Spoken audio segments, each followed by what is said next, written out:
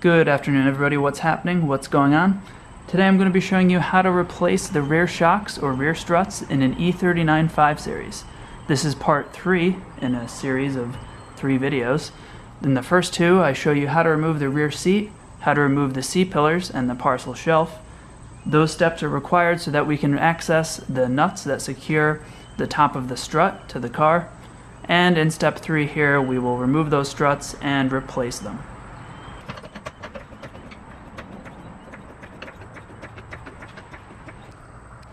Now in step 1, we're going to safely jack up the car, place it under jack stands, and remove the rear wheel.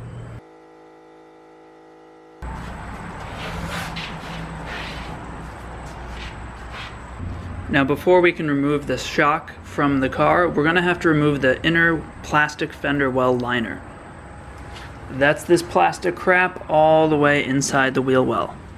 We have 2 10mm plastic nuts, one here and one here. And we have a few plastic rivets to pull out at various locations around the plastic wheel liner. We'll remove this little splash guard or mud guard here, and there's 2 8mm located right below.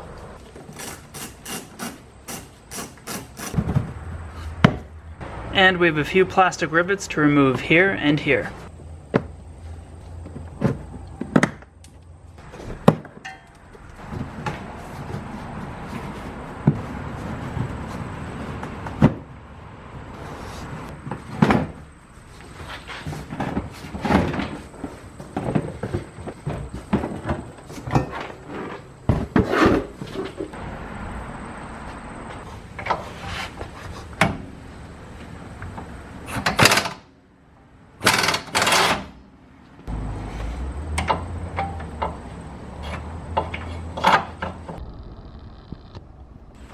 Now, one of the difficult parts about this job is that we have our fuel filler right here. This is where we pump gas into and it drains down into the gas tank, the fuel filler neck.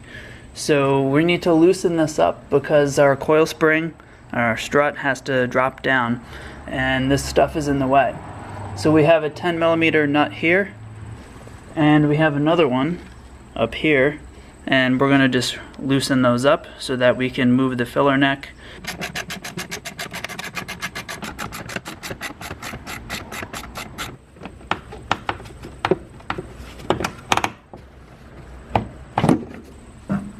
We're just going to slip this fuel filler neck out of the rubber gasket and we'll move it over here and just position it out of the way.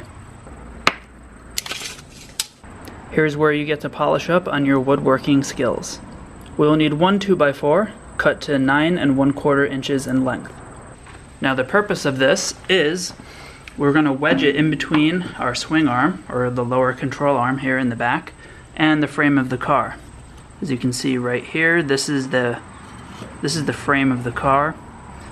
Down here is the swing arm, and we want to just kind of wedge our piece of wood in here. And that's going to stop this entire suspension system from collapsing on us when we remove the strut from the car. Just makes things a little bit easier when we go to reinstall it back into the car. Now I'm going to finish removing that lower bolt, that 21mm from our shock. Now we'll come back inside the car, lift up the sound deadening material, and we're going to remove those 3 13mm nuts that secure the top of the strut to the sheet metal of the car.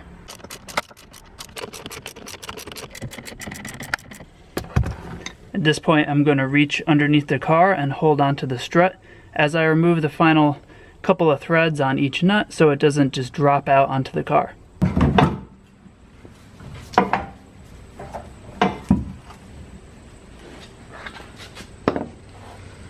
Now to get the strut assembly out of the car, you will have to just maneuver it around slightly, maybe turn the entire assembly 90 to 180 degrees and just kind of twist it, move it around, and you'll figure a way to get it out. For our next step, we're going to compress the old spring on the strut assembly with a special tool. Then we'll remove the old strut, insert the new one, and then release pressure on the spring to button it all back up together.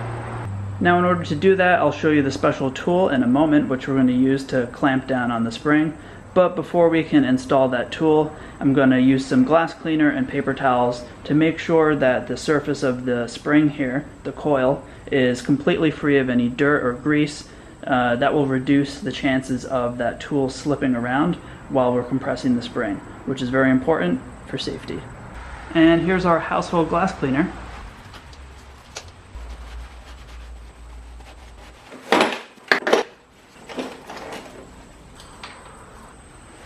Now we're going to compress the spring carefully, evenly on each side. Then we can remove the top mount and swap out our struts.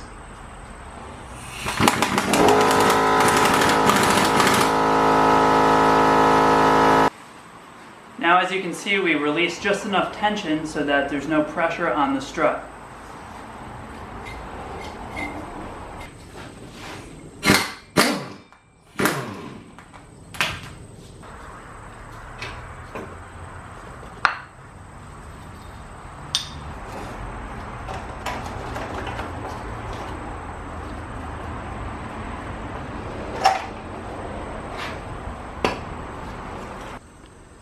And I think it's safe to say these are completely shot.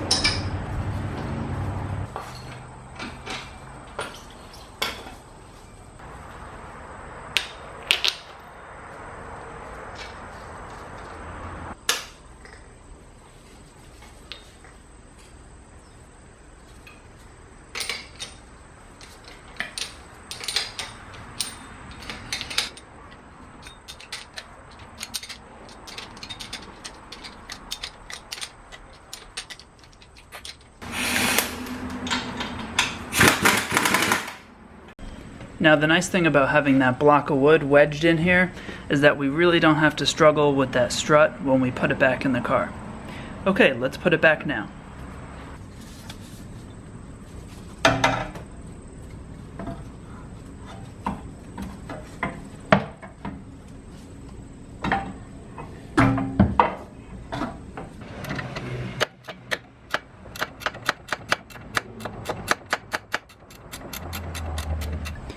Okay, next up, let's put the fuel filler neck back into place.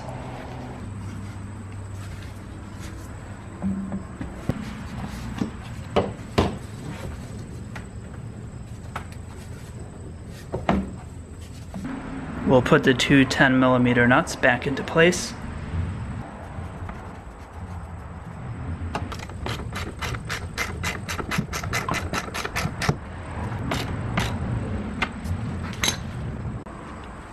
Now we can put the fender liner back into place.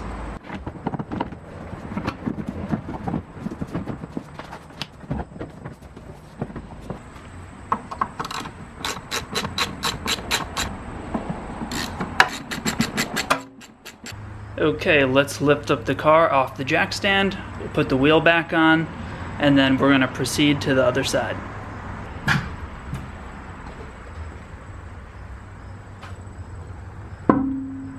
Now that the car is settled on the ground, we're going to torque down the three 13mm nuts at the top of the strut tower.